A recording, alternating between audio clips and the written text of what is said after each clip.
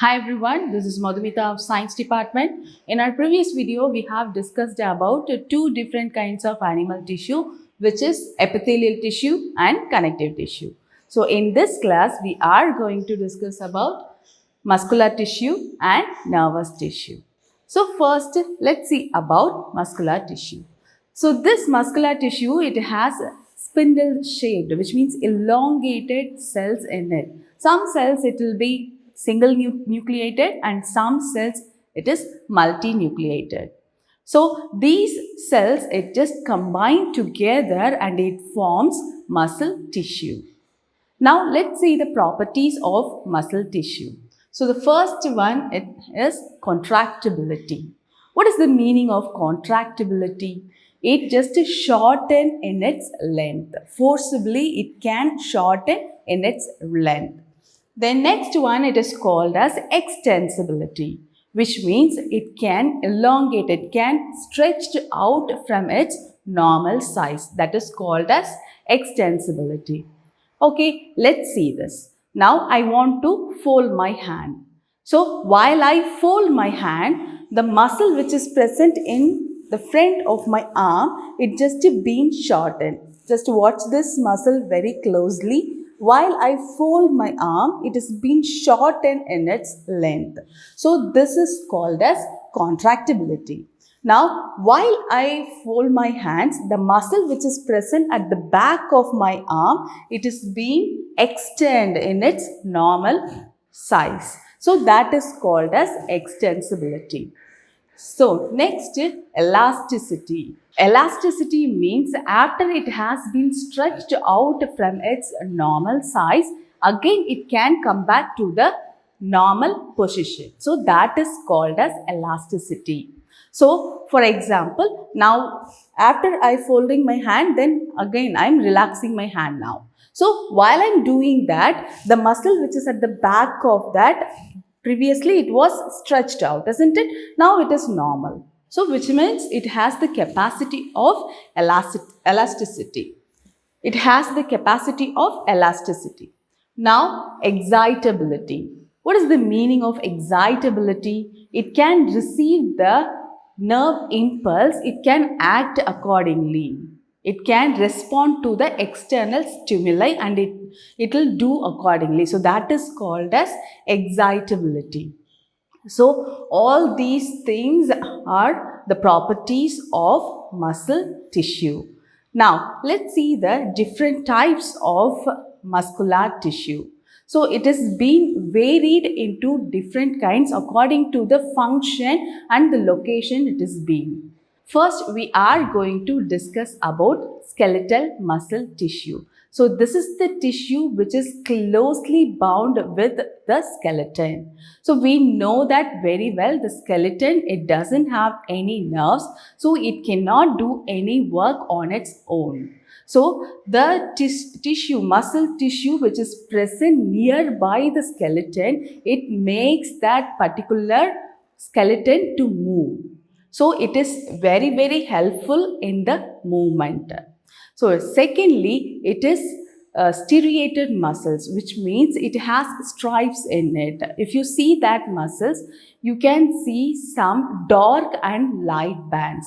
This dark and light bands, it is being there because of two different kinds of protein that is called as actin and myosin. This actin and myosin it just present alternatively which makes that muscle look striated. So whenever it receive any nerve impulse, this actin and myosin it just slide on each other and with the help of that the particular muscle moves. So this actin and myosin it is very very important for the movement. Then next, if you see the total body mass, the 40% of the mass it is because of the skeletal muscle tissue. So next kind of muscle tissue that we are going to discuss is smooth muscle tissue. It is not like skeletal muscle tissue, it is non-striated. because the actin and myosin, it is very, very thin and it is just scattered then and there. So that's why it is not so striated. And the next thing, it is an involuntary muscle. In the case of a skeletal muscle tissues, those are voluntary muscles, which means we can control the movement of those muscles. But in the case of smooth muscle tissue, it is an involuntary muscle tissue which we cannot control its movement at all. For example, we can say small intestine and our excretory tract, all those things comes under this smooth muscle tissue. You can see a very slight movement inside all through the alimentary canal. Why there should be a movement there? So we know that we take in food and it reaches our stomach, then it moves to the small intestine, then large intestine, at last it reaches rectum and through anus it will come out of our body. So, for all these movement of food material inside our alimentary canal, a small movement is needed because the food material, it cannot move on its own. So for that, there is a small wave-like movement. It continuously occur in the alimentary canal. This small wave-like movement, it is called as peristalsis. So while the peristalsis happens, while the wave-like movement happens, the food which is present inside it move forward. Let's see about cardiac muscle tissue. It is present in our heart and is striated muscle like skeletal muscle tissue, and it is involuntary muscle, which means we cannot control its movement at all. And while it moves, actually it contracts and it relaxes continuously. While it relaxes, it receives the blood from various body parts, and while it contracts, it pushes the blood towards the blood vessels. So while it doing like that, the movement, the circulation of blood, it has happened inside our body. So far we have discussed about muscular tissue and various kinds of muscular tissue. Now we are going to discuss about nervous tissue. So this nervous tissue, it consists of two different kinds of cell. One is called as nerve cell and another one is called as glial cells. So this nerve cells, it can originate nerve impulse and also it can passes from one part of the body to another part of the body.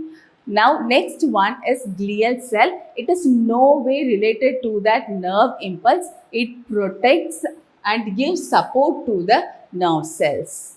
Okay, now let's see the structure of nerve cell. You can see a normal cell structured here. At the center, there is cytoplasm and also nucleus is present there. And if you see at the top, around the cell, you can see highly branched structure. And this highly branched structure, it is called as dendrite. So, what is the responsibility of the dendrite is, it receives the nerve impulse from the other neurons. Then, next there is a tail-like elevation, it is present here, and this is called as axon. So, through this axon, the nerve impulse passes to the next neuron. So, this is the structure of nerve cell. Now, let's see the location of these nerve cell. So, this nerve cell, it is present in CNS and PNS of our body. What is called CNS and PNS? CNS means central nervous system. So, this central nervous system, it contains brain and spinal cord. The next PNS called peripheral nervous system. So this peripheral nervous system consists of all the nerves. Okay, so this nerve cell and also the glial cells, it is present in CNS and PNS of our body. Next, let's see the different types of nerves. According to the function and according to the location it is in, this nerves, it is being classified into 4 different kinds. So first one is sensory nerves. So this sensory nerves always it collect the information from the surrounding and it just passes that to our brain. And the next one, it is called as motor nerves. So this motor nerves, it receives the command from our brain and it passes to the particular body part. For example, now there is a vessel and this vessel it is filled with hot water. While I am seeing, actually the water vapor comes out of that.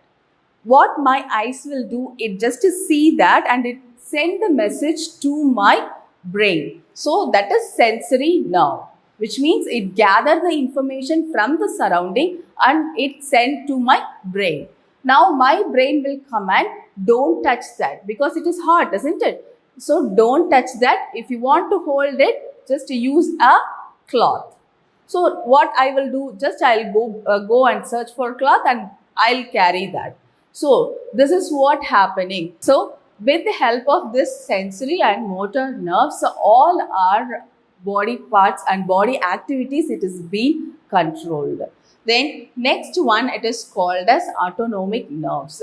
So we have discussed about some involuntary movements in our body, isn't it? All those involuntary movements like our heartbeat and also the small intestine, the movement which has happened in the small intestine and our excretory system, all those things it is being controlled with the help of this autonomic nerves. So there are two different kinds of autonomic nerves. The first one, it is called as sympathetic nerve. So this sympathetic nerve is responsible for the heartbeat rate. And the next one is, it is called as parasympathetic, and this parasympathetic nerve, it is responsible for the movement which has happened in our small intestine. Then come to the next kind, this is called as cranial nerves. There are totally 12 different kinds of cranial nerves, and this cranial nerves, it is present in our head and neck areas.